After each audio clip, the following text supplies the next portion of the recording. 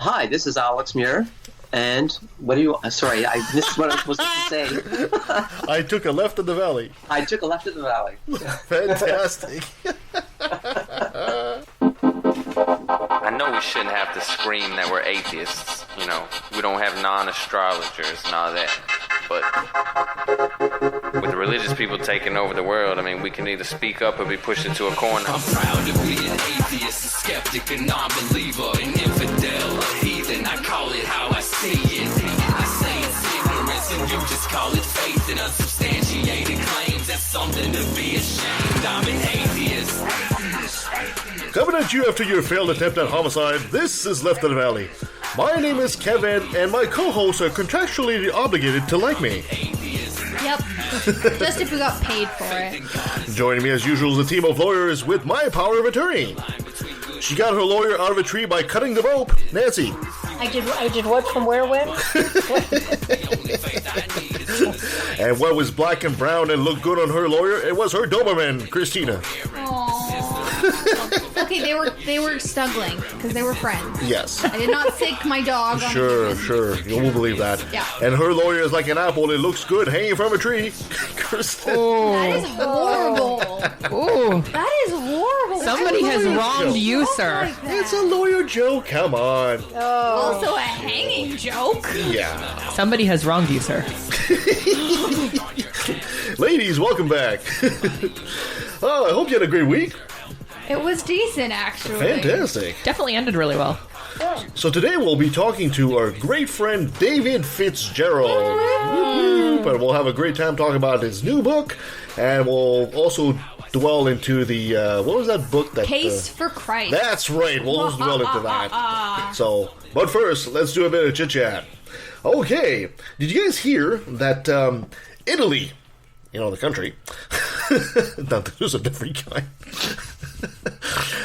They've moved to make the education system the first in the world to teach compulsory climate change to the kids.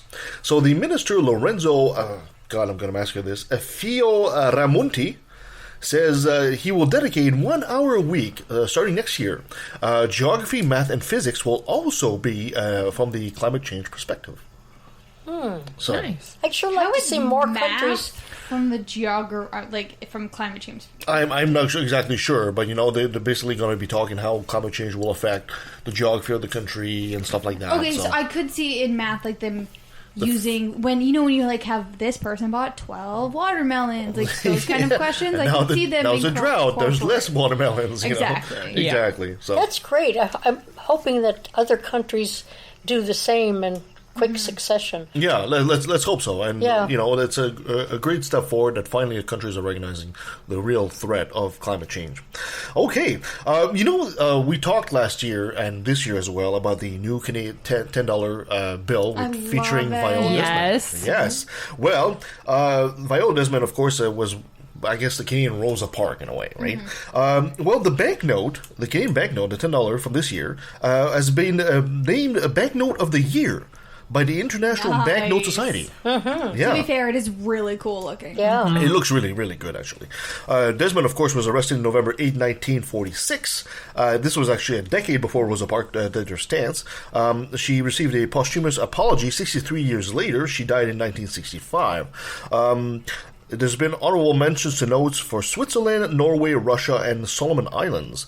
There's 150 new notes that were released in 2018, but 10% of them had enough new designs to be nominated for the prize, and Canada was actually won the prize on that. So. Yeah, I think it's the first one to have a vertical. Yes, it's actually design. facing vertical Yeah, instead yeah. of horizontal like Yeah, most notes. it's a great banknote. And it's a great picture, too, and it looks really, really good. So that looks really good for us. In Ohio, lawmakers passed the, quote, Student Religious Liberties Act. Oh my god, this made me so mad. Yeah. Anything that says religious liberty, you have to realize is bad. This This could have been another brilliant moment, actually. Yeah. I hope you didn't mention to put that in your... I've got more than one, don't Okay. worry. I did, because this is why it's so stupid. Yeah. Well, we can talk about it some more as well if you want. So it actually means that students cannot be penalized if their work is scientifically wrong, as long as the reasoning is because of their religious belief. is so stupid. So instead, Yeah. students are graded on the substance and relevance. Well, the dumbing down of the U.S. continues, Yeah. obviously. Like, So, in other words, my God. the guy can start talking, no, there was no fossil because God created the earth and creationism, and they cannot be created wrong. Yeah, or like if you're in an astronomy class, you can be like everything. Like you could be like, oh, it's only 6,000 years old. It's like It's so stupid. it's like there are facts and alternative facts. Yeah, it's like So You can be writing about I don't wanna go- biology. I and be don't like, wanna break the into your women are segment. women came from a rib. That's my religious belief. And like, what happens if you're like part of like a really random ass like cult and you believe like really random things? Yeah, aliens dropped us on I this don't- planet with I don't thetans and believe volcanoes. the male gender is real. Like, Exactly. It's so stupid. Yeah, it's incredible, and of course, there's going to be huge repercussions in the future for the generation that's going to have to. I can make with things that. up and be just as smart as a physicist. Exactly. Wow. And like, as a teacher, how in the hell do you grade your students equally? And like, I'd be like, do I pass this student because this is what they believe? Because you're supposed to be teaching. The whole point of a teacher is you're supposed to be teaching them Facts.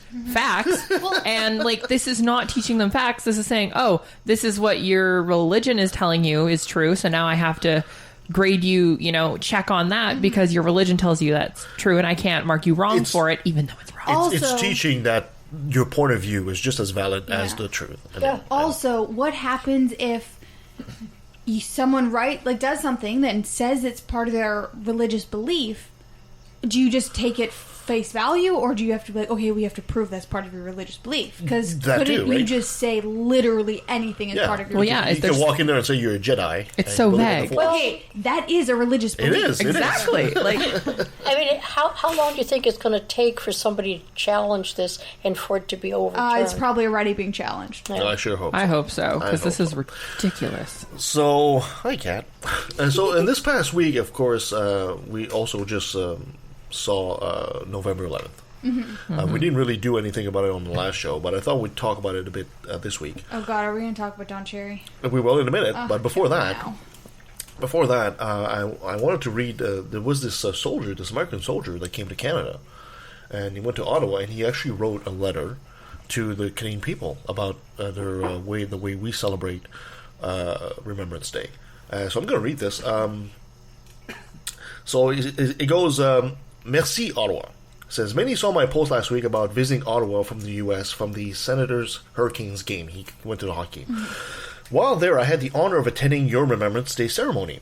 My wife and I waited an hour and a half to get a good view, and to say it was life-changing would be an understatement. Oh wow. I have served in the U.S. military for 10 and a half years, and now my unit is gearing up for another deployment to the Middle East next month. The amount of respect that has been instilled in Canadians for the great military and the ones that have given the ultimate sacrifice is beyond words. While we do have a day to remember our fallen where I live in North Carolina, where I live in North Carolina has nothing like it. Our Memorial Day has turned into businesses marketing sales for their products, and the average citizen using it as a day off work to go to the beach or barbecue. The true meaning has been lost, but not in Canada. No, you all understand the sacrifice these men and women have made and choose to stand outside in the freezing cold for hours honoring their memory. Tears streamed down my face as I watched the pride in your eyes as different branches of your armed forces march past, the claps for the veterans, some in wheelchairs and some barely able to stand as they put their age and pain aside to march past in formation. It was beautiful. I was wearing a poppy every year. I will be wearing a poppy every year from now on. I told you it was life-changing and I meant it. Your fallen will never be forgotten by this American, no matter what happens. Thank you for being such hospitable host and show me there is still hope and pride in the greats that have walked before us. That's so nice. So this is from an American soldier, and I think he actually put it exactly right. And I have never seen the Americans celebrate their veterans, so I did not know. Oh, yeah, they do. Yeah, but is he correct in saying, has it become more of a holiday sale? Well, they celebrate Memorial Day. They celebrate Memorial Day more than veterans, but there are, it's out there, but it's not a major celebration or a day off or a stat holiday. No, here it is. Yeah. Here it is a Yeah. big deal. Right. It is a big deal. And, Right. you know, if you I know I used to go every year to the ceremony. I've stopped doing that recently because, you know, unfortunately, I'm kind of boycotting it because of the religious tones in the ceremony, which I really think should disappear. You know, because I remember a couple of years ago, I was there and I was watching this Sikh soldier on stage while the priest is there invoking the Christian God. I'm looking at this, Seriously? and I'm looking at this guy and I'm thinking, you know, he's there too. I say, why are we invoking the Christian God? Did not just Christians fought for Canada? Well, yeah. And I There really was no religious religions. there shouldn't be there shouldn't be a religious overtone at all. But the priest or the bishop or whatever they have in the ceremony is quite present, and there's always Christian prayers and blah blah blah and hymns, and there really should not be. So I've stopped going to the ceremony because of that. Understandable. And I usually speak out loudly about that too. So anyway, but I had no idea the Americans were not as reverent, I guess, according to this soldier. Anyway, Well, I don't think there's the solemnity or but the presidents do have a ceremony. I mean, there are ceremonies and it's publicized and so forth and so on. But if there are any of the American listeners that want to send us their views on Veterans Day in the U.S., please let us know. yeah, exactly. And of course, after all that, there was the controversy of Don Cherry. Now, for our American listeners that don't know, Don Cherry used to be a coach in the hockey league, and now he's become basically a commentator, a very colorful commentator, old school kind of guy. He usually wears really outrageous jackets and stuff like He's that. basically like Dumbledore, He is? wearing insane outfits that are like cringeworthy. Oh, okay. Well, So he made a comment essentially for Veterans Day where he basically mentioned, kind of put some blame on immigrants. Now I'm going to play this. I've got a little short clip here. Let's see what's. You people love you. They come here, whatever it is. You love our way of life. You love our milk and honey. At least you could pay a couple of bucks for poppies or something like that. Yeah. So. That was a comment that basically got a lot of rise out of a lot of people, and rightfully so. And what was even more, I thought, distasteful about all this is usually his opposite, Ron McLean, who usually kind of is the straight man to his Van Dax's style, was basically silent and kind of nodded in agreement on this. And a lot of people were quite angry at this comment because there has been a lot of immigrants or people from immigrant families that have fought alongside our Canadian soldiers. So he was fired. Do you think it was justified? Yeah. Well, the thing is, I don't follow hockey. I know about Don Cherry. I don't follow him, but I know that he has a history of sort of wild right-wing views, and he's been in trouble before. I don't know whether they've asked him to cut back a little bit, but that's his persona, is this outrageous individual that enjoys the controversy and wants to be in the limelight. Yeah. And he just, I think he went too far, got caught, and I think the censorship and the firing was perfectly justified. Yeah. Well, and I understand free speech, but I still think it was inflammatory. Well, especially when you realize, like, it's a company who has their own brand to protect, and they have to, like, their employees have to follow their code of conduct. So if their employees go against that, they're allowed to be fired. Yeah, it doesn't take away from his freedom of expression and, like, his freedom of, like, talking. Yeah, unfortunately, the right wing, the more extreme right wing Canadians have basically taking that to heart, basically saying, it's unfair, I shouldn't fire Don Cherry, so blah, blah, blah. Stupid. Don Cherry doesn't seem to realize, for example, in the area here, we have a fairly large population of Sikh. And they're huge hockey fanatics. They love hockey. They really do. I would say I see more like young Indian Canadian children now playing street hockey than I actually see Caucasian children playing street hockey around here. So they're huge. And if you listen to, they do have like Punjabi radio and stuff like that, and they follow the hockey leagues and they have announcers and everything. So they're actually huge fans. So the idea of saying you people You know, it's like you people, like somehow they owe the us. issue, it wasn't just you people, because saying you people wouldn't be that bad, because then it's everybody. It's you people, but it's you people that come here. Yeah, exactly. It's that signaling that's what it meant, out right? the people that weren't born here, that they immigrated here for our way of life, because we have a great way of life. But it's like, I see more people who lived here their whole life that don't wear poppies. Yes. Because we don't understand the impact of war as much as people who are refugees that come from war-torn countries. Like, we're like, yeah, veterans, they went to war, it's, they did hard things. But people who actually lived it. Yeah. On the civilian side, Yeah. and they see how the impact of actual, like, fighting is, like, they understand that way more. Yeah. It's Well, to use that as a point of war to decide whether a person is Canadian, truly it's Canadian so or not, stupid. that is really, really So stupid. stupid. Yeah, and if there is a country where the experiment of multiculturalism was a success, this is it. Canada is absolutely it. And I think what Don Cherry here is expressing is what he's expressing what a lot of older Caucasians are concerned about. Boomers.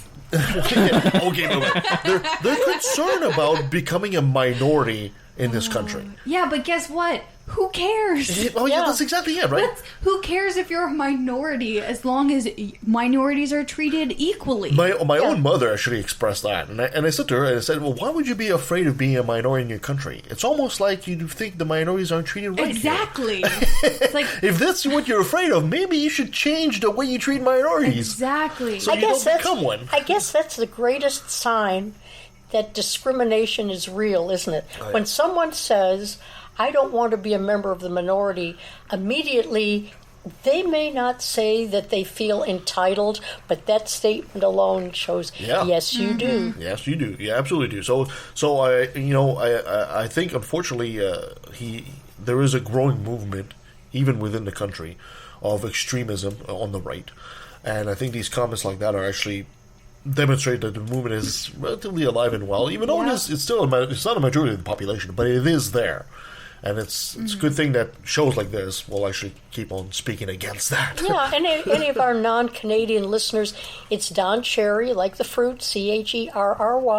Look him up. Look at his wonderful jackets made out of drapery material and all kinds of interesting things. And you'll see what we're talking about. How old is he now? 103? Oh, I don't know. Is he in his 90s? I have no idea. Something like that. I didn't grow up watching hockey. Yeah. I still don't watch hockey. Yeah. But anyway, it's a fun Google search. Yeah. Yeah. Just don't read it's not the the first. comments. It's not the first time that he's been, doing some controversial comments and stuff like that, and it's probably not going to be the last time we see him either. Probably not. Some right wing media thing will hire him. There was a political cartoon the next day where Donald Trump is talking to him and says, "I need an advisor for foreign policy." Oh, I saw that. Talking to Don Cherry. Gross. He'd probably do it. Yeah, he'd probably. No, I don't think he'd do it, but I mean, yeah. It signals change in society, and I'm glad that Sports Center and all that reacted the way they did. Saying no, this is unacceptable. And the issue for me more is that he didn't even apologize. He's like, I'm not going to apologize. I still stand by what I said. I'm like, are you kidding me? His cohort Ron McLean did. He said, no, I'm sorry. It was hurtful comments. He apologized. But Don Cherry can double down and basically say, no, I'm standing by my comments. So. Hey, when you think the whole world is wrong and you're the only one who's right, what is there to apologize for? Exactly.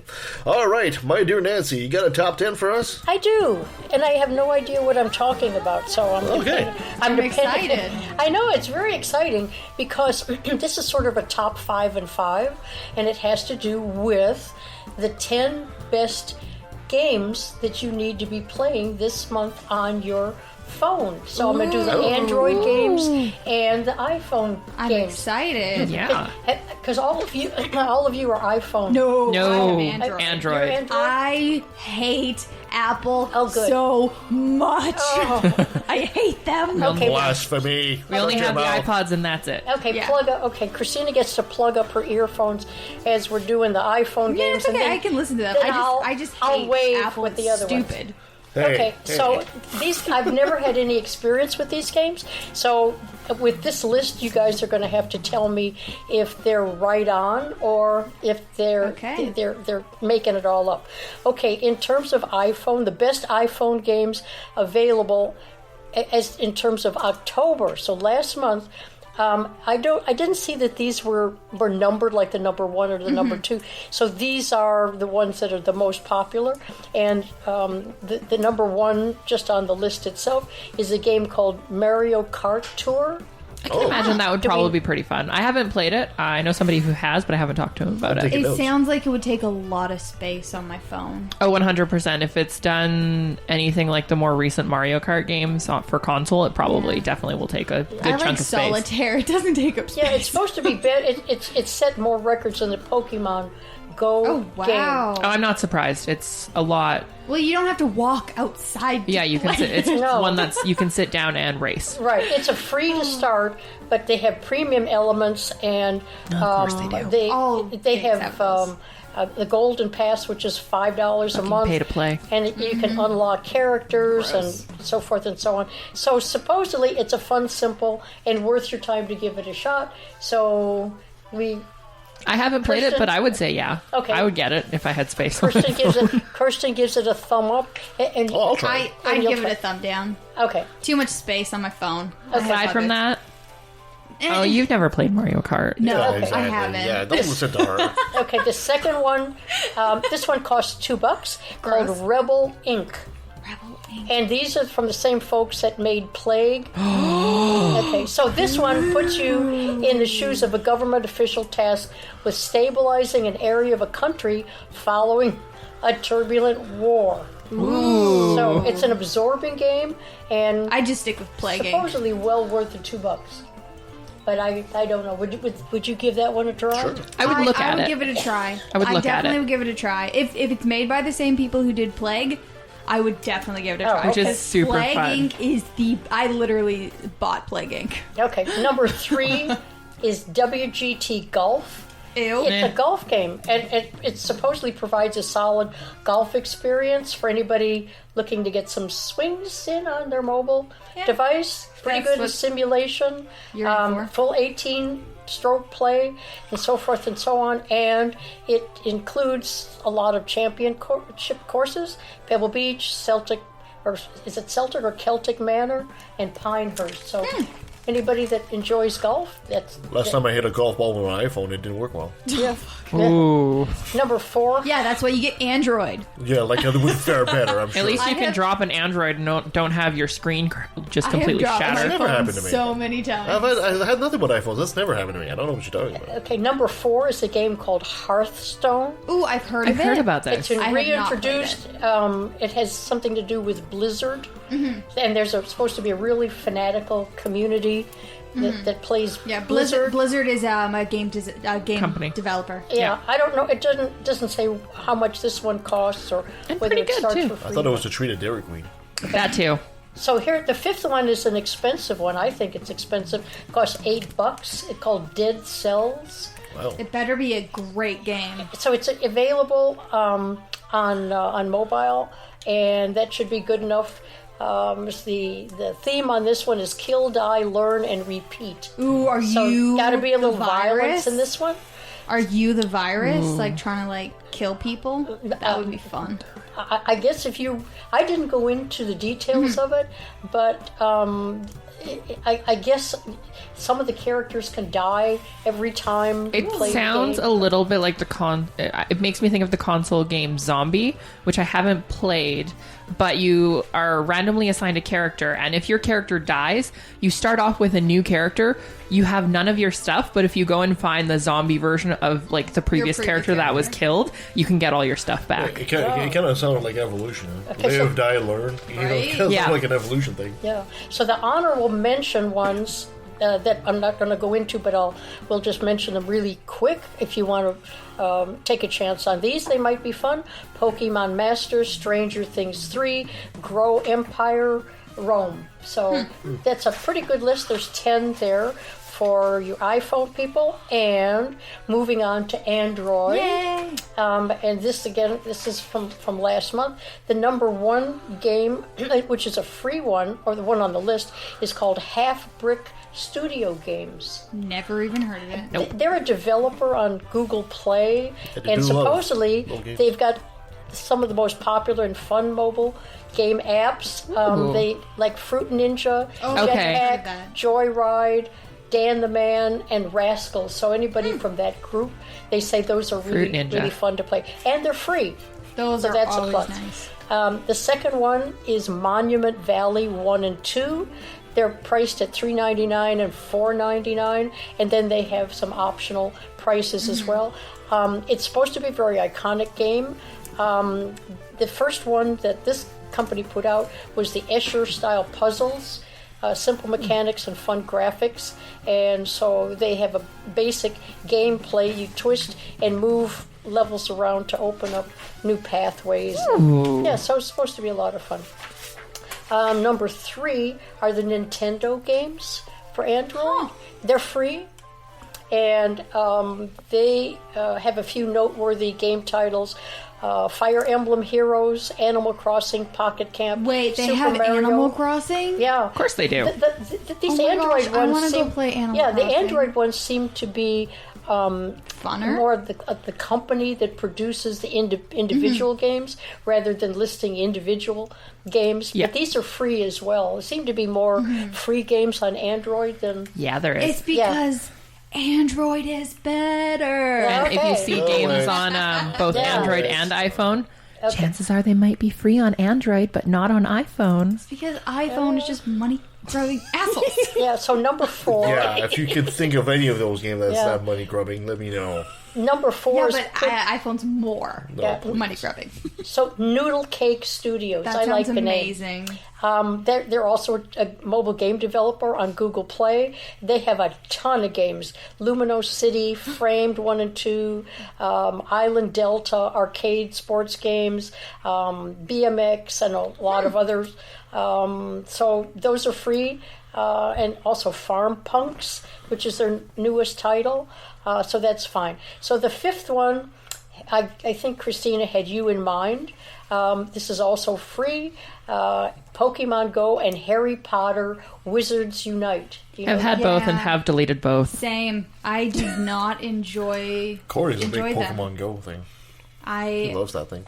well, it doesn't help that I don't. Where I live, there's like no Pokestops close to me, so like I have to like go other places. So that's annoying. It's probably really nice for people who live in cities. Oh, Because Yeah. there's a lot of Pokestops and places in cities, but I live in like the suburbs, so it's like Yeah, definitely. If I was in the city, I'd probably still have it because you get more out of it. But like, we I don't do get a not lot. understand how it Yeah, works. they require a GPS. Maybe Yes. that's why Yeah. on those. I went to a Pokestop and threw my phone at the merchant. Yeah. Okay. Didn't So work out. the other 5 that we're just going to mention in case you want to look at a range is Rayark Rhythm Games, the Room series, Esquire Enix, Supercell Games, and Zynga with Friends games. So as the weather gets more rainy and more chilly and it's dark at 4:30, here's some ways to kind of keep yourself awake. what you know, what are during all the of bad our weather. favorite apps? I'm curious. Yeah, what do you like? Favorite apps? Yeah, Yeah. like the game apps. Oh, game apps. Well, you know, to be quite honest, I'm an old school gamer. I mean, I'm not a gamer to begin with, but if I was a gamer, I'd be old school. So, you know, give me a console and a television. Yes. I'm not fond of playing games on my phone. And what I really hate about these games, although I download a few free ones and I end up deleting them, because, you know, you do like a stage and a half and there's an ad. You know, another stage and a half, there's another freaking ad. Yep. There's always a freaking ad. It's like, But Jesus Christ, the ads I don't are want to what pay make it free. $3.99 to get rid of an ad. Yeah. And I always, so, especially for a game you don't even know and you played like 5 minutes, like, how really? Mm-hmm. You know? Or the ones where you are playing it and you enjoy it, and then like you get through the first stage, and then it's like, okay, you have to buy the rest of the game. It's like, Those are annoying. fuck you. No, yeah. I'm not doing that. My favorite is called Happy Color. It's not technically a game, but I have played that game almost every single day for months. You're welcome. I downloaded that game for myself, and It's- how often do I get it now? Magical. It's so nice. It's is. the best. So what's your favorite, Kirsten? One that I have on my phone that I really enjoy, it's called Cross Me. So if you've ever seen like a picto cross where you have to fill in the colored those are squares. so fun. Yeah, that's the one I've had It's on my like- phone for a while that I go Better to. than Sudoku. It is. Sudoku.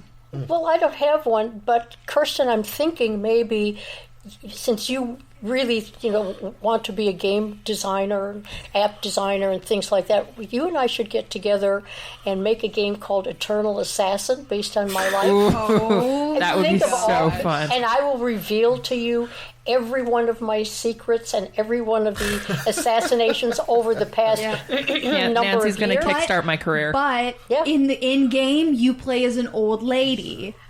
You have to actually be like an old Oh, lady. 100%. Are you kidding me? That is going to be like Stealth the mode. big ticket right there.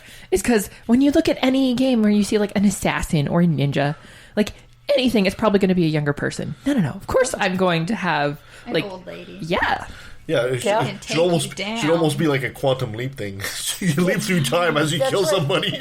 I can see the marketing and the T-shirt, the Eternal Assassin. Yes. Yeah. I got killed by Nancy on Assassin. Yeah, if Eternal I, can, Assassin. if I can get good enough to have one of my games as a t-shirt, then I'm winning. Or you have it like Alien Isolation, and you're trying not to get killed by Nancy. Oh yeah. Oh, yeah, but the thing is, the alien is hunting you in that. You don't know that Nancy's trying to assassinate you. Yeah. That's Yeah, you right. just know there's an assassin. You just don't know who. Yeah. And realize That's right. it's There's so much Nancy. stealth that Yeah. would be involved. Sprinkle a little bit of Hitman in there and go from there. There you All go. right. That's right. We'd take pre-orders on the game right now, but maybe we should wait until we're really into the development phase of it. My dear Kirsten, can you do another brilliant moment for us, please? Oh, I can. And I just have to say, oh, Alberta. Alberta. Oh no. I hate you, Alberta. So when lawmaker Dan... Hold on one second here. Gotta fix your mic. A little bit, yeah. When lawmaker Dan Williams introduced Private Members Bill 207 in the Alberta legislature on Thursday, it passed its first reading easily, receiving literally unanimous approval from the United Conservative Party legislators. In brief, the bill stipulates that healthcare providers and organizations don't have to provide services if they can argue that it violates their beliefs. No. Dan Williams, fuck you. In Alberta? With the rusty cat. Sound familiar? Didn't I bring something up about this a little while ago? That was down in the States. Yes. Oh, yeah. So, while the bill specifies that nothing in this act derogates from a provider's obligations to their patients, which may include informing individuals of options in respect of receiving a healthcare service, referrals are very specifically listed as protected services that doctors cannot be compelled to provide. Oh, by the way, for our American listeners, Alberta is our version of Texas. Let's put it that way. Yeah. But if Alabama. even then, it's still like It's super Alabama, progressive. Mississippi. And Texas, all in one. More Alabama, You Mississippi. think so? And Louisiana. And let's not forget that in in Alberta, many of the hospitals are funded publicly by Alberta Health Services, but owned by the Roman Catholic Church. Yes. And this is what Didn't know that. and Yeah. This is what Alex was bringing up last week. So this really ties in to what It Don does was affect digging that in. as Yeah. well. Yeah. Because if it becomes law, the conscientious decision-making of thousands of Alberta patients and individual healthcare experts could be railroaded by the decidedly non-expert ethical opinions of the Roman Catholic Church. So, in Ew. addition to reproductive health services and assisted dying, advocates from the LGBTQ plus community are concerned that the bill could ultimately legalize anti-trans discrimination. No shit. It leaves room for anti-trans doctors to either refuse treatment to trans patients or to treat them with substandard care that ignores their relevant health needs. So, and I feared seeing that in this country, but here it is. yeah, and God here it damn is. Well, if it actually passes, holy shit, I say. Well, Okay, it would I'm not have to gonna go. say that 'cause that's It would illegal, have to but- go to the. It would have to go to the Supreme Court because there's no way it could be valid. Well, hold on. The healthcare system is provincial, so maybe not. Mm-hmm. But if a provincial law contradicts the laws of Canada, who trumps what? Yeah, I totally agree. That's a question beyond my pay grade, unfortunately. Yeah, we're not United States. Yeah. We are a country altogether. Yeah. Wow. But it'll be interesting in an unfortunate We're definitely going to have to way. But here, if a doctor objects to because of religious reasons, he has to refer to someone else who will take on that patient. Mm-hmm. So I don't think that's in the Alberta bill, though. I'm feeling that's definitely not where that's going, because it's basically like this could fuck everything up. Yeah, oh, yeah. For anyone Big who time. is not religious. Yeah. Wow, that's bad news. Yeah, that is and very of bad course, news. it kind of also reminds me. Remember that we had a guest, Luke Fevrin, who lives in Alberta. Mm-hmm. He fights the school boards in Alberta, because in Alberta they actually fund 100% of the religious schools. Here in BC, it's only 50%.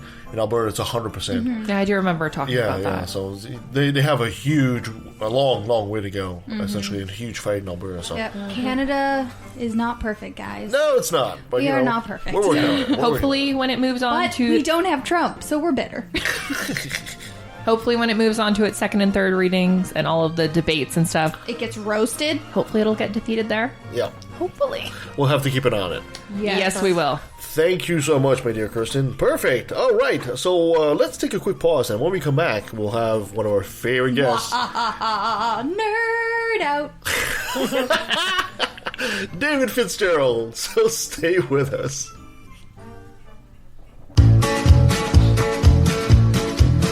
Attention, fellow atheist podcast listeners. We are the Godless Heathens Podcast. Here's the details with no fine print. You got new episodes available every other Sunday. Sunday! There's three of us, just like the Holy Trinity. I'm Don. I'm Jeff. And I'm Jerry. Coming to you from a spare bedroom in exurban Atlanta, where we'll examine the crossroads of politics and religion, but from the secular perspective. Sometimes we get heavy, sometimes we get deep. And no one is above reproach or mockery, especially each other. It's more of what you want and less of what you don't. So open your hearts and minds to the Godless Heathens in your podcast rotation. And you just might learn something too. Amy with a Y. And I'm Amy with an I. And we're the hosts of Secular Soup, where each week we offer up a bowl of real talk about atheism, feminism, politics, parenting, and whatever else we want to talk about, because it's our podcast. Just listen to what these random dudes are saying about our show. This is what would happen if Daria and Jane grew up and started a podcast. So if you like extremely foul-mouthed ladies with opinions, this is the podcast for you. Grab a bowl and taste the magic. Slurp even this.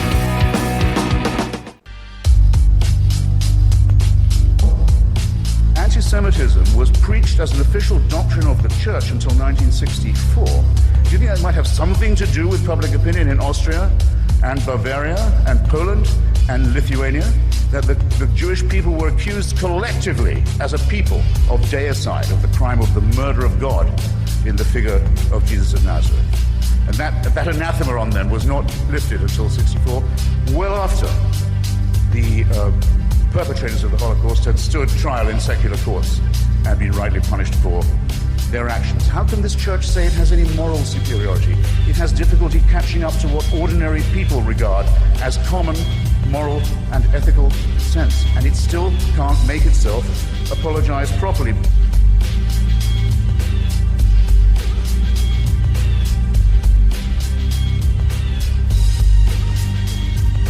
Well, coming back online is our favorite historian and author. He's a snappy dresser and a snazzy dancer. David Fitzgerald is back. David, thank you so much for joining us. Woo-hoo, thanks for having me. Yes. Be careful about calling me historian. I get a lot of crap for that. I'm a historical writer and researcher. Oh, fair enough. Yeah. Fitzgerald doesn't even have academic credentials. He's calling himself a historian. Yeah. Well, we got 3 listeners anyway. I don't think they'll know. Now they know. Hey, but we love every one of them. Yeah, actually, David, believe it or not, is actually one of our most returned guests. Him and Dr. Del Rey have the top spot. Oh, I love that, returns man. on the show, absolutely. So there's some pretty caliber guests that we have here on the show. We always love to have David, of course. Always. David, one of the things we want to talk off right off the bat is you've released Volume 2 of your Time Shards series. Yes, Ooh. it's very exciting. And It's Kirsten a Time is Shards jumping up and down trilogy. here. I missed that. Did we? I said Kirsten is jumping up and down for joy. Oh, She yay. just loves Yay. the book. I'm about a third of the way through the second one right now. As much as I love the first book, Time Shards, I feel like it's Shadow War is where the story really goes into overdrive. So I'm delighted. I'm definitely getting those vibes. Yay. All right, Yay. so let's do a quick recap on the original one, the Time Shards. And you've written so many historical, on the historicity of Jesus and stuff like that kind of books, and all of a sudden you're doing a novel. This is a book of fiction. This is science fiction at its best. And It is, and the funny thing is, normally, I write history, and then I like to do a fiction book in between the nonfiction book and go back and forth because they're totally different disciplines. Mm-hmm. Yeah. With a nonfiction book, you have to have your outlines, and you have to cite things, and you have to have footnotes, and you don't need to do any of that with fiction. You just have to make everything up. Well, the problem with a trilogy like Time Shards is you have to make everything up, and you have to make sure all your facts are straight. Yes.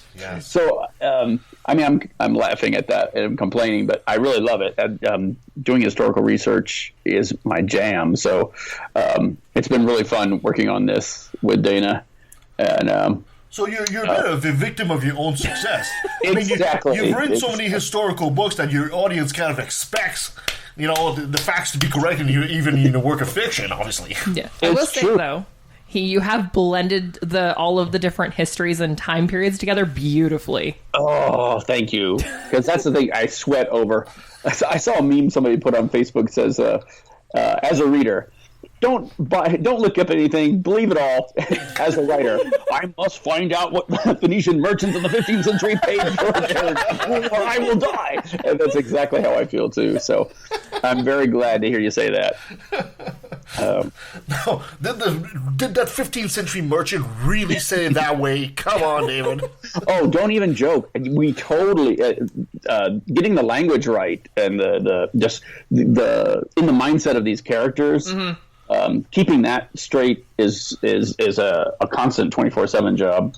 So this is almost like actually tougher than writing an historical book at this point. I think it is. I think it is because with a nonfiction book, once you know what you want to write about and set up the outline, you kind of it writes itself, and you plug the facts in. But with fiction, it's a whole different ballgame. You have to make it all up yourself. So I'm just going to jump in here for a sec. For anyone who hasn't heard anything about this book, we should probably give an outline of what Time Shards is. Well, first of all, if you haven't read that book, bow your head. Yeah, Kevin. It's a science fiction sort of a time travel / post-apocalyptic mashup. So the best kind of book. Literally, yes. Right? So the idea behind it, it's a super fun idea, is that there was a cataclysm in the 23rd century, and it shatters the timeline. And when the book begins, we've got characters, a girl from San Diego, this Celt from the 1st century Britain. We've got World War II commando, some Victorians, and just a mishmash of these different characters who have their respective worlds just yanked out beneath them. And they have to cross this new world that's made up of like jigsaw puzzle pieces from all these other times. So over here it's 1492, over there it's 5 million BC.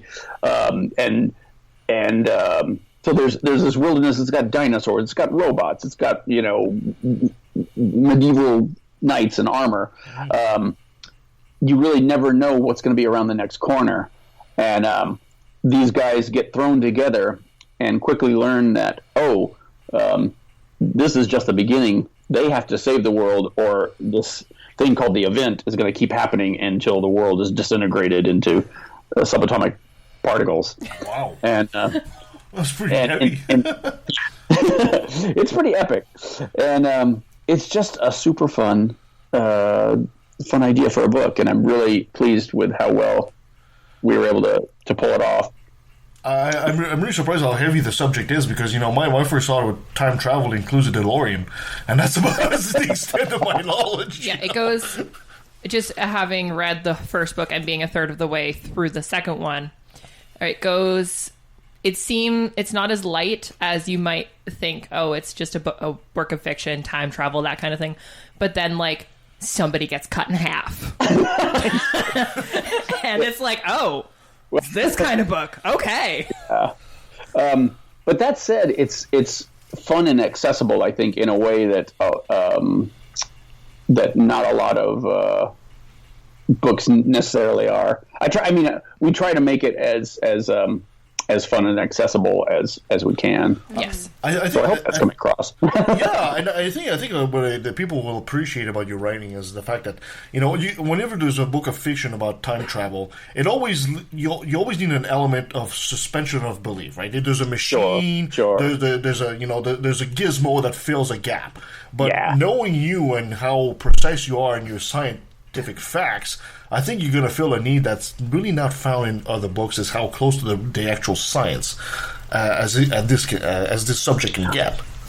Well, that's funny you mentioned that because people have asked about the physics of the book, and in the first part of book 2, we actually explicitly mentioned the physics of the event. But mostly, I'm worried about getting the history right.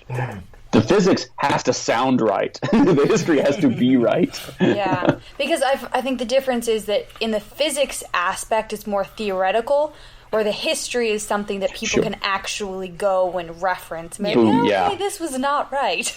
Yeah, and the night exactly. And, like, one thing with the physics is if you look at like a typical time travel novel, they're going to the different time periods.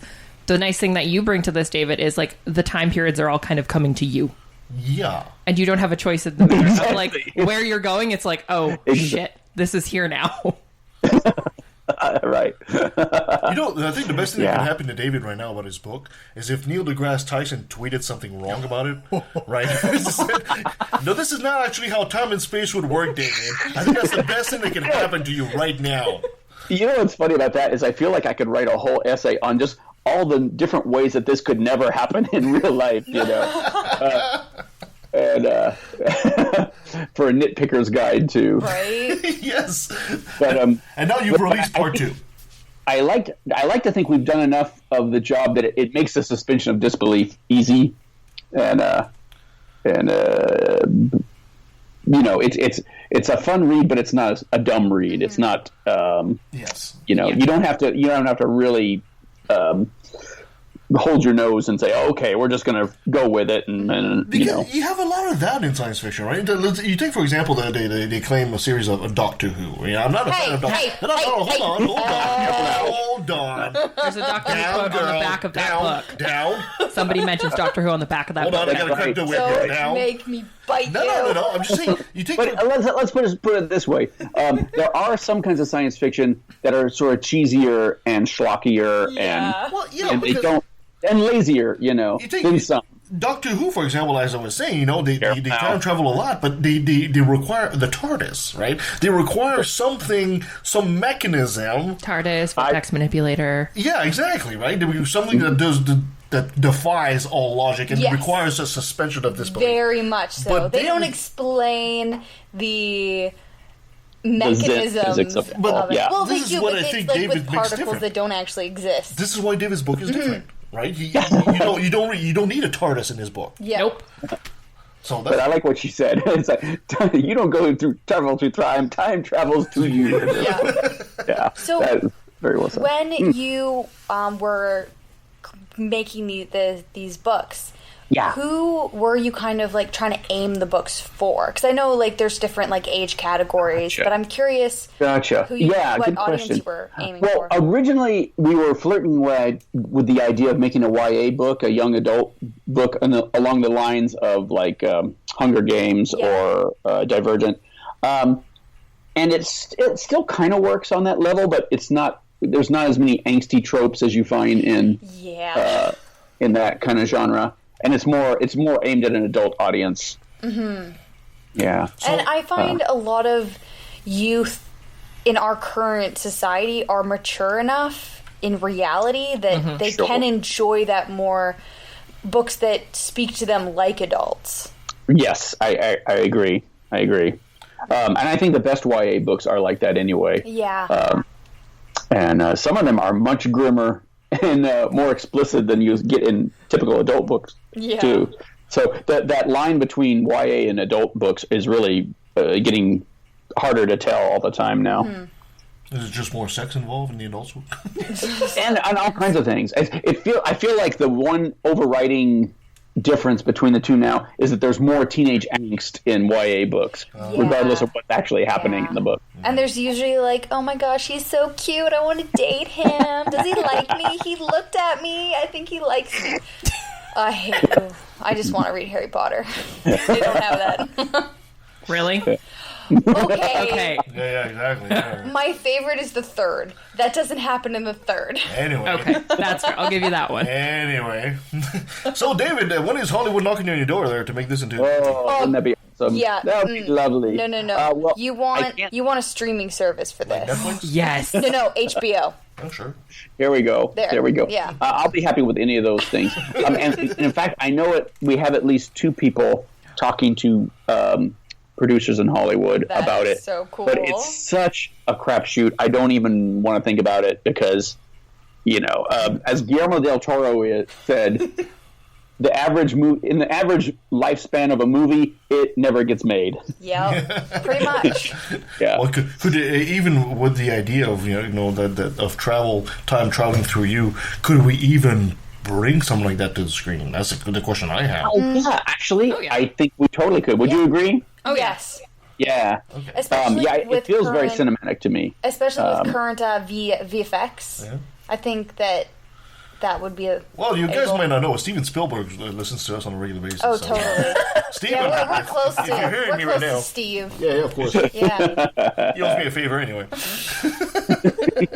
So I would love that, and I think that would work really well as a series. Not a series, but on the big screen. We'll be your agent. We'll be your agent, David. Say again? We'll be your agent for Hollywood. There we go. There we go. It all started here. That's right.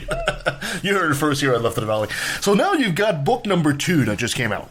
That's right. It's called Shatter War. Shatter War. And it takes off right after book 1 ends. And let's see. What can I say without being total spoilers? I'll say we find out a lot more about what happened, what's caused this event. Mm-hmm. We find out we more character see a lot more of the world that we're in now, and things get a lot messier. And some things that were very strange in book 1. That's like, I don't remember that happening in our timeline. What's this? What's that? What was that all about? More stuff like that happens. Okay. And can I ask you a complete nerd question here? Always. Right off the bat, since we're pre-recording this, Dave. If there's no good answer to this, I'll erase this section. Okay. Perfect. Where's my pen? Give me a pen. Somebody give me a pen. You have the desk, genius. Yeah, I know, but I can't. All I have is a chair. Okay, never mind. 21 minutes. Remember that. Okay. 21. So, Dave, the idea of time travel, is great, but we always forget that it's time and space, right? Like, for example, if I was to travel one day yesterday, I would not appear where I am because the Earth has moved in that one day. Right. Not only that, but the universe is expanding. Yes! So, like, you met 6 of if you kept bouncing in time, you would be smaller and smaller each time you did it.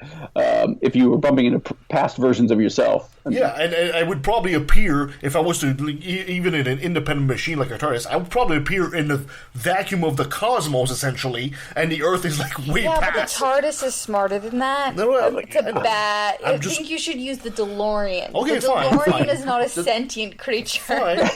And it's even worse than that, Kevin, because during the time of the dinosaurs, our solar system was on the other side of the galaxy. Exactly, right? So all of a sudden, if I go back to the time of the dinosaurs, I appear on the other side of the galaxy. Yeah. And that's why science fiction is all bullshit. That's so no. I mean, I kind of I kind of love that, and that was one of the things that when we were hammering out the physics of the stories of the trilogy, one thing that we really kept as a rule was that it couldn't just be anything goes. You could be any time within that 600 million year period, but it had to be geographically centered. So if you're in first century Britain, or if you're in Britain, you're not going to see cowboys and samurai there. If you're in, it had to be at least geologically locked. Because if we threw out all the rules, that would just be a little too crazy. Yeah. Whereas keeping it geologically locked made for some really interesting story choices, and working with those constraints really gave it a neat feel. And it would probably also, for the readers, it would give them almost an ability to kind of predict what's going to come next, because it's like, we're in America, what things could we see? Or we're in China, what kind of things might we see? And my favorite part of that is when we can play around with that and surprise them with things like, wait, what? Yeah. And a lot of that happened during the research for book 2 and book 3. There were things I was going to have happen, and I was I completely accidentally amazing that became the major focus of this place. That's instead. So cool. Yeah. Please tell me in your storyline, within book 2 and 3, there's going to be a point where they're just going to appear in like Bethlehem year 0, and there's nothing happening at all. I've been really careful to not mention any characters that I think are actually fictitious in our timeline, and that includes Muhammad, Moses, Jesus, almost all the major religious figures in the ancient world. I'm pretty well convinced that it's normal to have a religion start with a mythological founder, and that people like Joseph Smith and L. Ron Hubbard, they're the outliers because they actually existed. Yeah, exactly. Perfect. So if people want to find out more about Time Shards and Shadow Wars, where can they find it?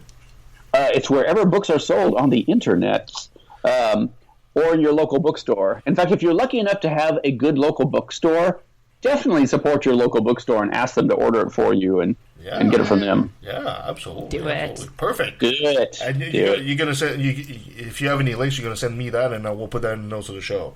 Perfect. Can do. Perfect. Can do. Now let's move on to another subject, because we have David Fitzgerald with us. I mean, we can't keep talking about nerd books. Well, we can, but... I had so many more questions. Okay, well, fine. Let's a few more questions. I'm trying to hold myself back, so I'm like, I don't want to give everyone a whole bunch of spoilers, and I'm like, ooh. I just have praises. We can do that after we're done actually go. recording. Okay. The secret show afterwards. Forget what I just said. Let's keep going, talk about Shatter Wars. Well, I was really curious. In writing these 3 books, were there any characters that you were really excited about their character arcs and the journey that you guys put them on? The answer is yes. The answer is yes. And again, not to be spoilery, but there's some characters that you haven't even met yet until book 2. And then, and I'm very excited about the way the story plays off of them, and the interactions between the characters too. In book 1, our 2 main characters don't even speak the same language. Yes. Oh, that's so for the whole book. Yeah, and in 2, there's a whole different dynamic going on between them. So people who read the first one, just buy the second one right away, because you're going to want to read it. You're going to want to. And by this time next year, book 3 will be out. So. Oh, fantastic. Yay. So it's not going to be like a 12-year wait, like no, like we're not going to go George R. R. Martin on you. I promise. It's going to be good to go. As soon as you said the book's going to be out next year, Kirsten just went fist pump. Yeah. And the audiobooks will be right behind it. In fact, the audiobook for book 2 is coming out the end of this month or the early next month. Are you going to be narrating? Oh, no. We've got a guy named Aaron Shedlock, who's an awesome voice artist doing the reading for that. Fantastic. Nice. Fantastic. Very happy. In fact, I think it's legal for us to announce now that he's also going to be doing book 3. We just signed the contract. Yay. Do you have a favorite character in your books? One that I love all my children equally. Come on, we all have a favorite. I have a couple favorites, honestly. And there's some characters who... no, this is getting spoilery. Okay. It's a really fine line. It is. Okay. No, that's okay. I would draw the question. So basically, it's not a main character from the first book. I wish that were true. I can neither confirm or deny that. I plead the fifth. I cannot incriminate myself in this. I was going to say something about the range of characters between book 1, 2, and 3, and I thought, no, I need to shut up right now. That's what I need to do. But it's so nice seeing an author so excited about their work. Yes. It's really awesome. Well, it's a great thing about David, because you know what? Most interviews of authors, they're banal. To be fair, they're almost boring. To be fair, though, we usually interview authors of more. No, I don't mean our interview. Oh, okay. I mean interviews you see on interviews you see on TV. Usually interview novel writers. I feel like that's right. But even the authors you interview on TV or something like that, they're nowhere near as exciting as their books, right? I'm very glad to hear you say that. That warms my heart. Check us in the mail.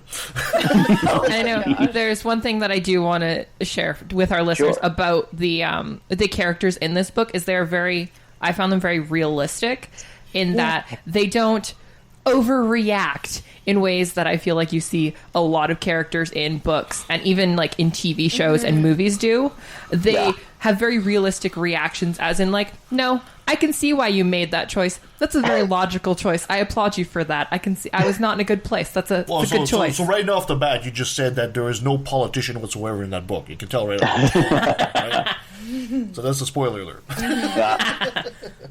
I'm glad to hear you say that, because I feel like these are very character-driven books, and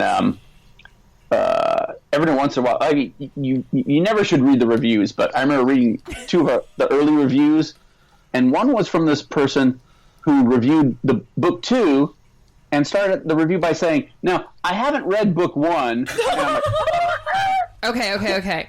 You have to read book 1 before you read book 2. This is a series that requires that. That is necessary. Okay, so book 2 can't really stand on its own. Book 1? This is not the Chronicles of Narnia that you can read in a different order. You need to read them in order. And the snottiness about it too is it reminded me of when Dana had her trilogy out for Plague Town, Plague Nation, Plague World, and some high schooler or something got online and reviewed book 3 without reviewing book 1 or book 2. And he's saying things like, "Well, why should we care about this character?" So I'm like, did you watch Return of the Jedi and say, "Well, why should we care if this Darth Vader is this Luke Skywalker's father? Why does that matter to us?" Jackass. Wow. Yeah. It's called the trilogy for a reason, guys. Yeah, you don't start with Return of the King.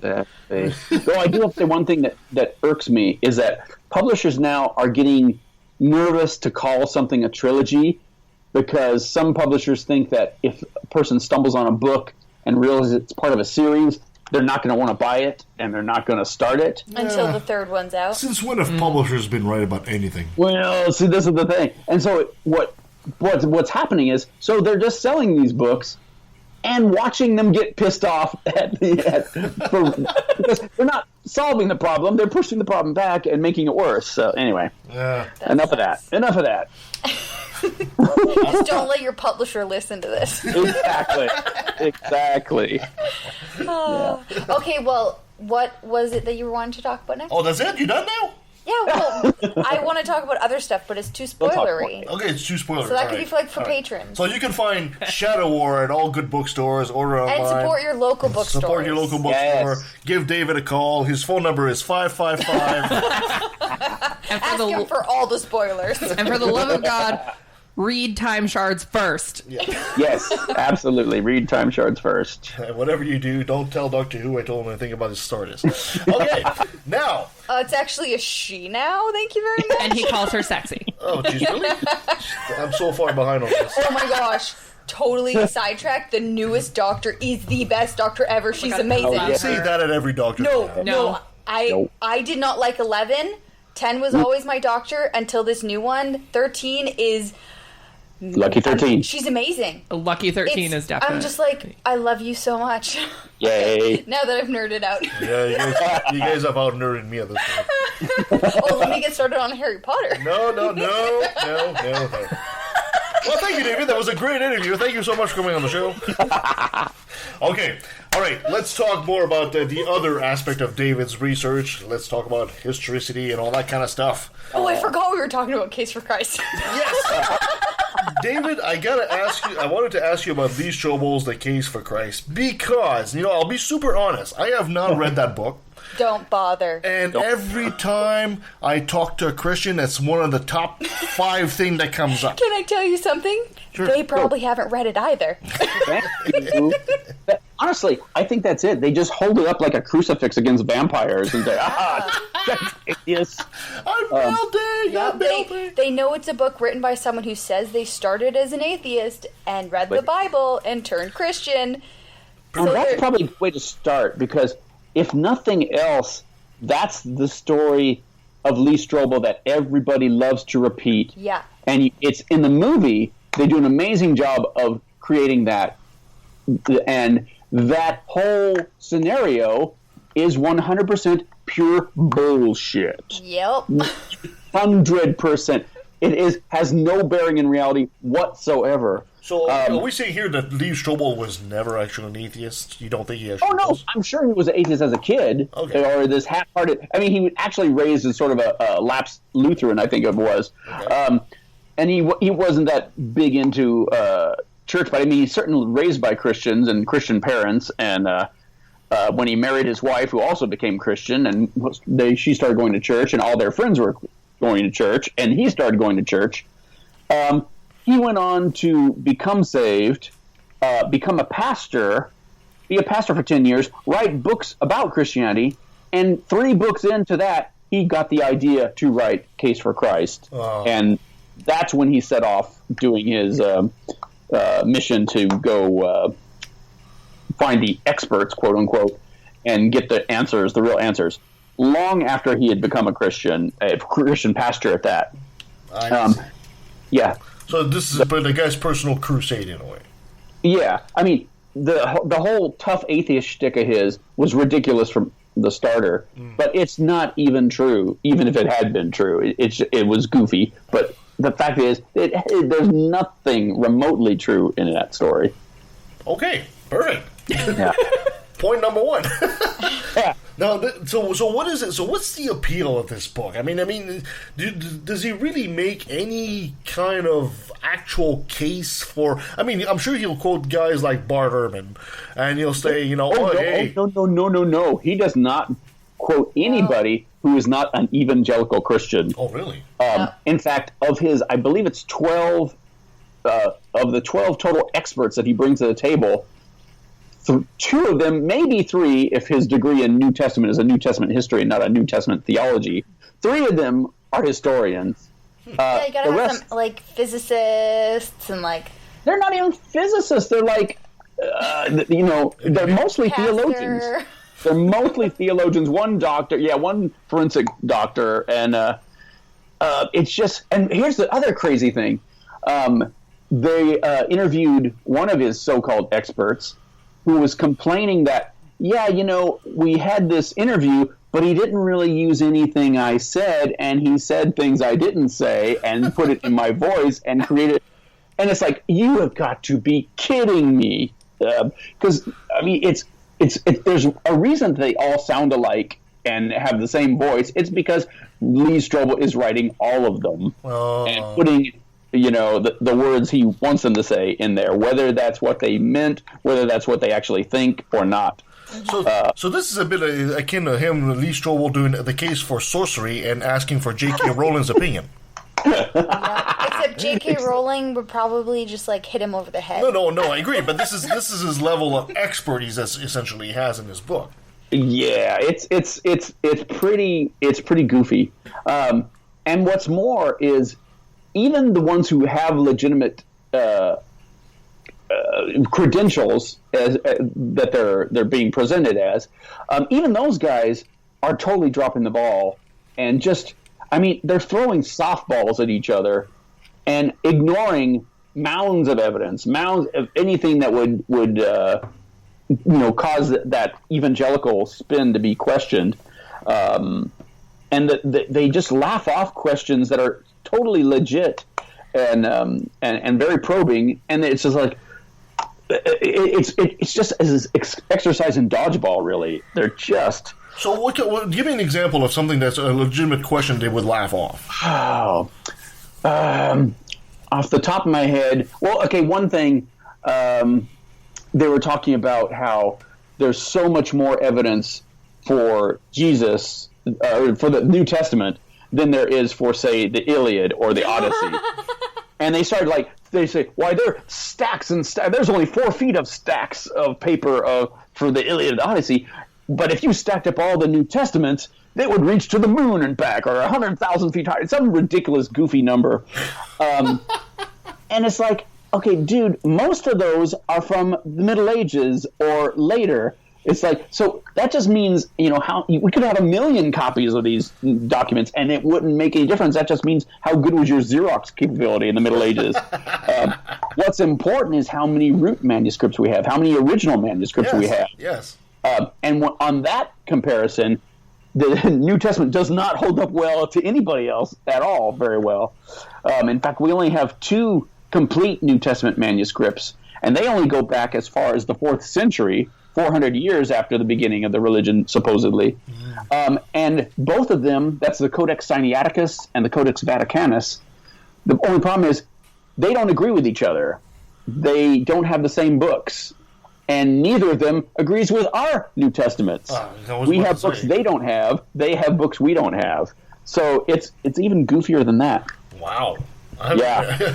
I read somewhere there was I think it's Sinaiticus, there was over 14,000 different passages compared to our current Bible right now. Is that honestly, no single New Testament text is just like any other New Testament text in the whole world. They all contain differences, mostly spelling differences and grammar differences, but not all. And we really don't care about the spelling mistakes, the typos, and usually we can puzzle out what the grammar says. It's the deliberate changes that we're concerned about. And again, by that standpoint, Christianity stands out because of the degree to which it's been forged and counterforged, and that we can actually trace out factions of early Christianity by seeing what changes they were making to their scriptures. Wow. Yeah. So what exactly is appealing about his book then? What is it that Christians are brandishing this? It's that base atheist to Christian story. It's that you're an atheist. Oh, this person said they used to be an atheist and they're a Christian now. I want you to do the same thing. So here's a book that I'm going to smush in your face. Exactly. And like she said, they don't have to read it. They just have to, and if they do, they're just going to read these smug guys throwing softball questions at each other and acting like, oh, silly atheist, blah, blah, blah. It's so obvious, blah, blah, blah. There's no atheist. There's not even a non-Christian who's neutral, an open Christian, who's going to be convinced by that book. Mm-hmm. You have to be already sold, The confirmation bias has to be strong with one to enjoy that book. Yeah, it's massive. And again... Yeah, exactly. So if someone actually is a Christian and is like, I really want you to read this book, you can just have you read it? Or you can be like, okay, we're doing book trading. This is awesome. I'm going to give you a book You got to to do read. the book trading. Yeah. I'll trade you Lee Strobel's for Religion is Not Great by Christopher Hitchens. I was thinking the same one. I'm like, give them a Hitchens book. Well, you know what? I've done a talk about Lee Strobel and comparing the movie with the book and how they're all full of crap. But I do want to... in the what am I trying to say? The Complete Heretic's Guide to Western Religion series. Mm-hmm. I want to do a book just on Lee Strobel. I think I may fold it into the Sex and Violence book, but there may be enough just on Lee Strobel to do its own book, and I may just have to do that. So what is Lee Strobel today? Is he still a pastor? Is he still just? Oh yeah. He's a gillionaire. He's worth a couple. Yeah, he's a multimillionaire now because of these books. Wow. It's because Christians buy them for their atheists. Yeah, same thing with Josh McDowell. The same sort of fact-free. They look impressive. They look great on your shelf. They act like you look at this guy with a PhD in something. Oh, it's musicology and geology. It's not relevant, of course. It's theological degree, but he sees all these so-called experts and lobbing softballs to them and having them knock it out of the park, all according to evangelical lines. They all toe the evangelical line. One other thing. The thing that got me to do this last talk about Lee Strobel is that they came out with a new and improved edition of Case for Christ. Really? I didn't know that. So I had to go through and read the whole goddamn thing and compare it to the original. What did they actually change? To find very, very little. Oh my God.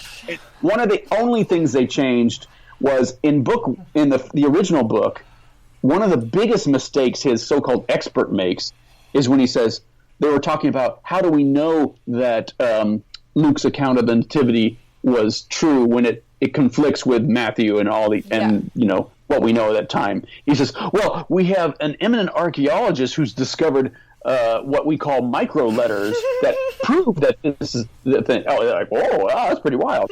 Well, it turns out the eminent archaeologist who discovered these micro letters was insane, a total batshit who made these things up. If it wasn't an outright hoax, then he was totally out of his mind, because it doesn't exist at all. And yet, Lee Strobel and his expert were just completely taken in.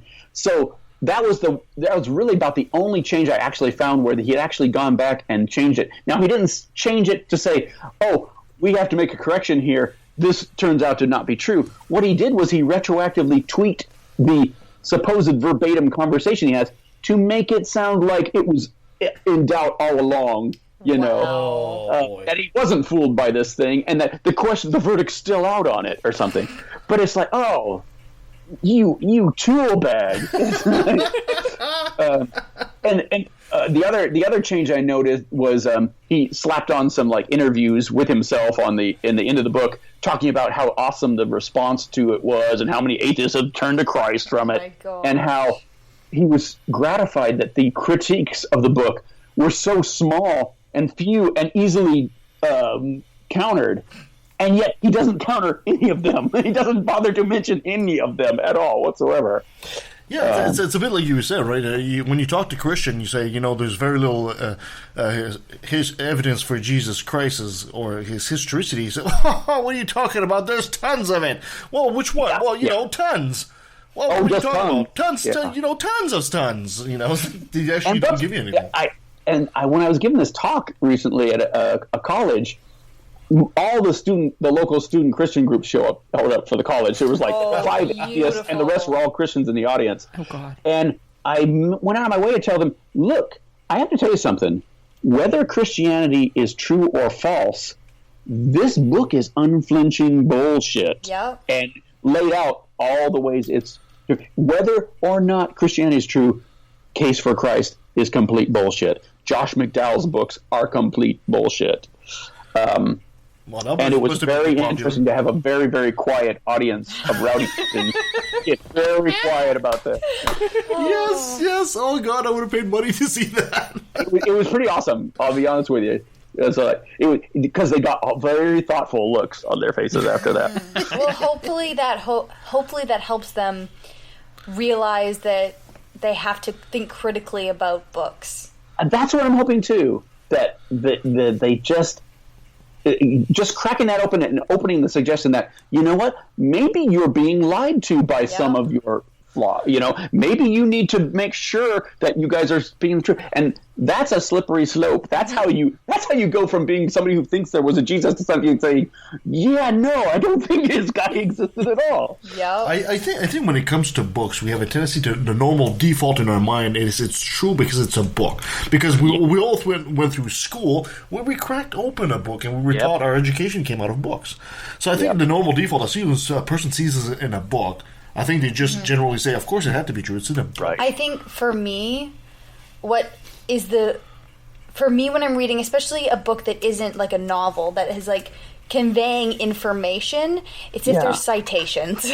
Yeah, absolutely. When a book has the little numbers after the statements, it's like, okay, I can go see where they got that and check it. Yep. That for me, if there's no citations, I'm like, this is worrying. Yeah, and there's a lot of books I agreed on. Like, who's the guys that wrote Freak and Grandy? The guys who wrote the what was it called? I'm totally blanking out on the name of it. I can picture the cover, but it was another mythicist book about making the argument that Jesus never existed, and yet there's hardly the citations that I looked into did not check out. Yeah, because I think a lot of people sorry, go ahead. Yeah, you just have to be careful about what you're reading and watch. Don't be afraid to kick the tires on your own book. Yeah, because I think a lot of people, even if you have a citation, I don't think most people check the citations. I mean, I'll be the first one to admit, when I'm reading David Fitzgerald's book, I'm assuming his citations are correct. I'm not checking his citations, because it's David and we know him. And, maybe I should. Dave, are you lying? Sure. Well, you know what? Maybe I am. Maybe I'm not. Maybe it's good you should check those citations. Don't just take my word for it. No, I agree. Wow. So in continuing with Lee Strobel's book, there. So what is it with these little quizzes they seem to have at the end of every chapter? Is that? That bullshit. I think that's probably for Christian book clubs and Bible studies, so they can use it in church and that's why it's more. More money. As more money. That's right. That's more sales that way. If you can get your Bible studies. Do you actually expect to pass a quiz at the end of this? I mean, it's just like, come on. That reminds me, actually. One of the things that struck me about the movie that I found very weird is that they talk to experts like this woman who was the head of the psychology department at Purdue. This father who Catholic priest who's a renowned archaeologist, and neither of those people exist in real life. They were just made up characters for the movie, and I thought it was really strange for them to have an atheist and a Catholic, because in the book he only goes to evangelical Christians. That's all he talks to.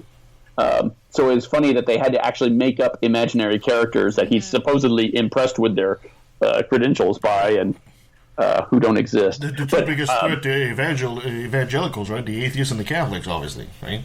Yeah, well, that's why it made me laugh for them. Not only did they bring in a Catholic priest, but they were looking at the Shroud of Turin and going, when I see this, I think of Jesus, without making any, pandering to Catholic audiences, but not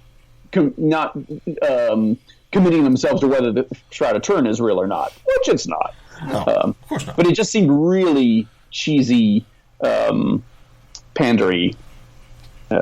Plus, there's lots of other problems with the movie, just from a movie standpoint. But when you actually get into the truth or fiction of it, it's mind-blowingly bad. I was just glad to find out that the Shroud of Turin was false, because it looked like Jesus got a Beatles haircut. It looks like he's got like a really, really bad haircut on that shroud. I was like, really? This is Jesus? Come on. It's not pretty. Yeah, it's not pretty. No. He's got like the porn mustache and everything. It's really funny. Yeah. So I guess in conclusion, sir, and you too, I guess, Christina, I guess you guys don't recommend the book or the movie for... You know, I kind of recommend the movie. It's kind of awesome. Really? If you watch it going into it like, okay, let's make fun of a bad Christian movie. Yep. And then afterwards you have to go watch the God Awful Movies review of it. Yeah, there you because go. it's amazing. Honestly, and like if you watch the movie and then have any questions about anything that they bring up as fact, well, spoiler alert, every single argument they make is bad. And it's either half an argument and they're ignoring the part that ruins it for them, or they're just wrong. They're just flat out wrong. Or they're quoting some source that's been debunked, and yet they're happy to make a movie out of it. Yeah. They really thrive and depend on the ignorance of their audience. They really do. And honestly, again, I think these movies are made for Christians. They're not made for atheists. They're not convincing anybody else. Christians. Yeah. So is Christianity or evangelicals hurting that much that they have to do movies to keep reinforcing the message? Well, no, I would say that's exactly right. That is exactly right. Yeah. Because it seems to me that because there's been, I don't know about you, but there's been like a plethora of Christian movies in the past couple of years that have come out. And they've all been shitty. Exactly. They're all horrible. They're all horrible. There's always money for them somehow. Do you guys watch a blogger named Curtis Connor? No, I don't know. I'm afraid not, no. He did a takeoff on Christian Mingle. Oh, it's my. So beautiful. You mean it's so beautiful. Or I think it's like an hour and a half, 2 hours Christian Mingle commercial? Yes, exactly. Yes, that point was not lost on him. In depth show the process of how to sign up? Yes,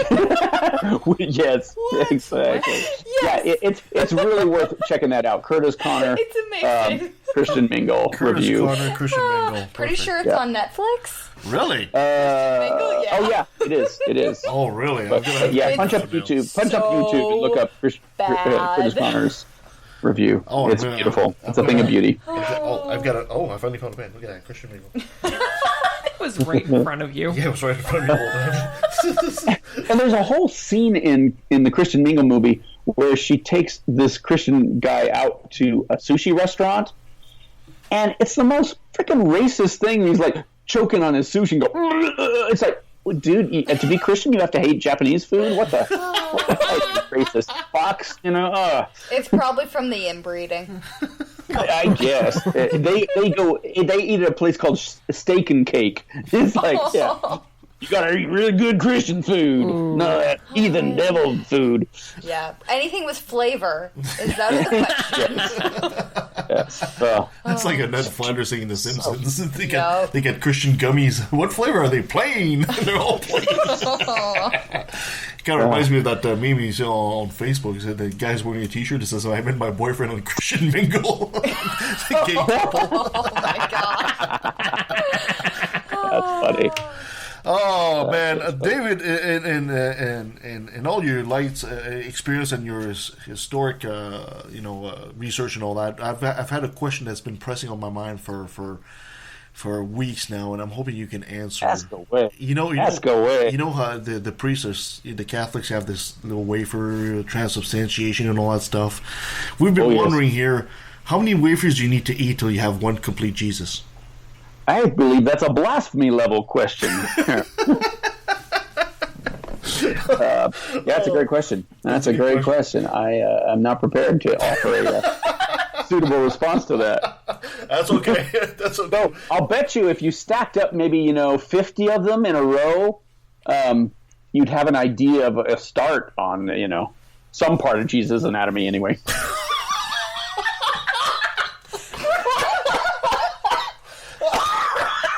Just saying. Sorry. Oh, you got him good. Kevin's dying over here. Oh, shit. I did not expect this. I'm sorry. He was talking about his foot. Yeah, of course he was. Come on. Right? Get your head out of the gutter. Yeah, Jesus. Jeez, for once it's not me. Yeah, it's called the Holy Foot Long, I'm sure. Woo. I did not expect this, David. You really got me good there. Oh, fuck. I almost love it when we do shows later in the day more than in the morning. Dave, thank you so much for entertaining us once again and enlightening us once again, my friend. My God, we love having you on the show.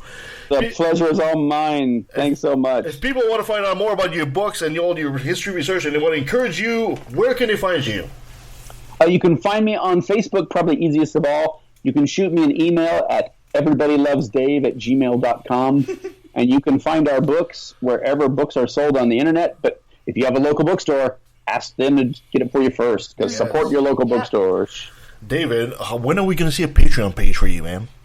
You know, if I can figure out how to monetize what I do a little better, I'd be happy to do that because we could certainly use the money at Dave Co. here. Yeah, I mean, we have a Patreon page, you know. To be fair, we have one supporter. Doesn't matter. But we have one. We love that one. I'll be the first one to donate money to David Co. I would be the first one in line, man.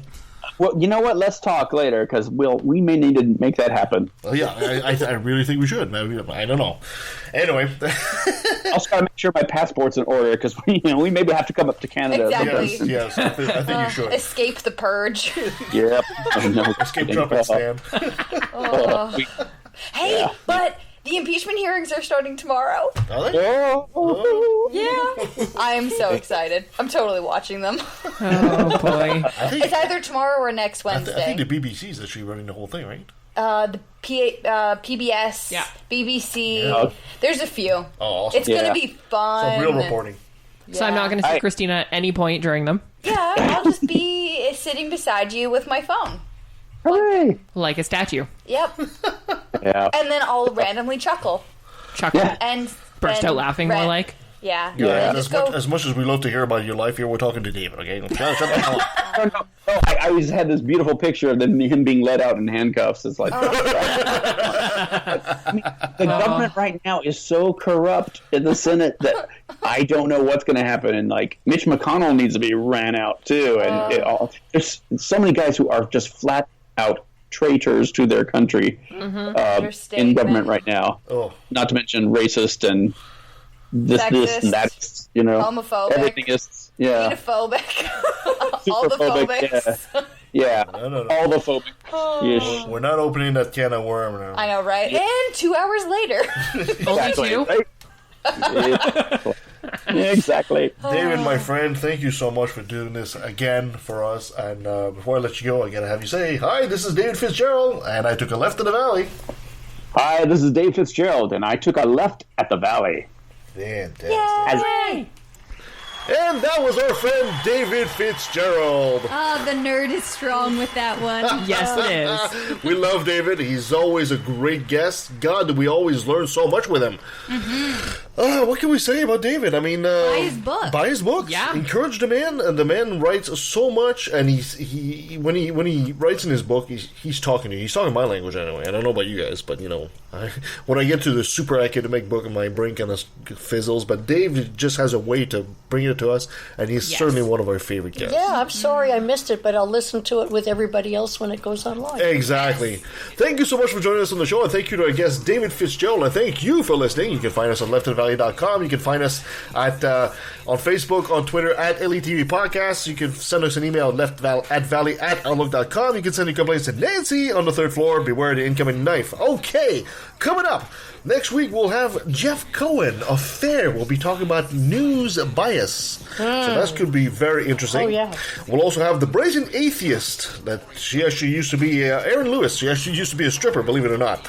And after that, we'll be in December. We'll have Dr. Wynell and our friend Dr. Daryl Ray for a guide for former fundamentalists. Also, we'll have a Christmas special down the road. And, of course, we'll also have a best of 2019. And in the new year, we'll be starting off the new year with a visit from our friend Tracy Harris. Nice. From the Atheist Experience. Oh, nice, yeah. So not anymore, though. Well, yeah, no, she's not anymore. Yeah. She also used to be the host of Godless Bitches. I love her. She is brilliant. She is smart. She is beautiful. She is so many things. All right. Anything else we need to add to all this? I don't know. All right. No, Drink thanks. water. Always drink more water. All right. There, I'll add that. And consider being a Patreon. We'd A Patreon? love to have you, as part of our insider group. That's what I forgot to say. Give us a 5-star review where you find us. It helps us and helps others find the show. And if you want to become a patron to help encourage the show, Patreon/LETV. Thank you so much, Nancy. All right, guys. Go in peace. Until next time. And hate science promotes mystery. I'd rather see the truth than to bask in my own ignorance. Thank you, Chris. I will tell you right now, David, I never read novels, but I will read yours. Do it. Last time I read a novel was Stephen King's It, and I was in grade 9. If nothing else, this will be much shorter than that. But it's because I hate novels. Why would I you hate do novels. that to yourself? Oh, I was in school. I had to pick a book. It looked interesting. The cover looked interesting. You read the one book you wrote while on a crack binge? What makes you think I wasn't on a crack binge? You were in grade 9. I'm so early, that's all. Well, I'll tell you what, Kevin. If you read it and you pass our quiz, we'll buy you a beer. No, you don't drink alcohol. We'll buy you a non-alcoholic beverage. There you go. A fruity beverage. No, you want to buy me a plush. An American beer. A plush T-Rex, that's what. Yes, I will buy you a plush T-Rex if you read it. I will do it. I will do it with joy. Now the question is how big? I mean, it sounds so hateful, but I swear to God, pun intended, I find it disgraceful that thousands of children are raped by priests, and since they're holy men of God, they get away scot-free. And the Pope does his very best to keep it on the hush. Don't wanna affect business, he loves money too much. We know that they love the kids, but how the fuck can we protect them while they planning to molest them? We teaching them to respect them.